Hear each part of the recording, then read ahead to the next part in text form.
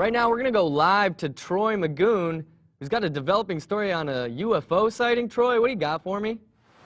Thanks, your host. You just missed the UFOs. We had 2 flying saucers circling this field for about an hour or so. History has been made today.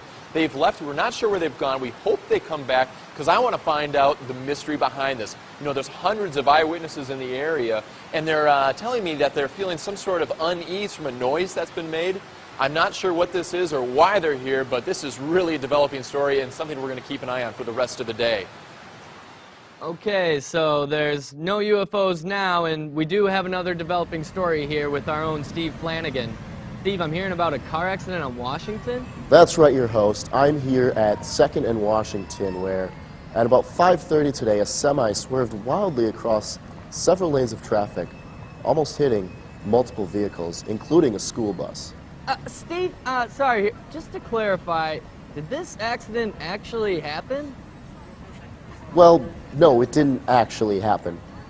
But I do want to stress that it was so close to happening that it's worth mentioning. That is interesting, Steve, and I do want to hear more about that, but I'm hearing the UFOs have returned. Is that right, Troy? You're not going to believe it. You missed them again.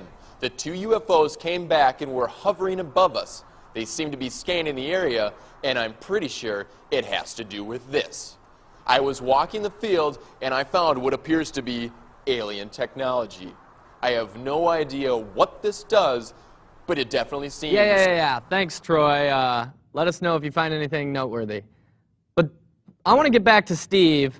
Steve, I just got to know, how many people would have died, if this accident actually happened? That's a good question, your host. But basically, you have to use your imagination. Just picture this here. 5 to 8 vehicles piled up. Smoke and flames in the air. Burnt rubber on the street. Crowds of onlookers gathering to gawk at the wreckage. That's what it could have looked like had this accident actually occurred.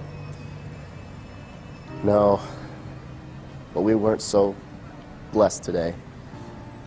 That would have been a much different report, wouldn't it? Would have given us something real to look at.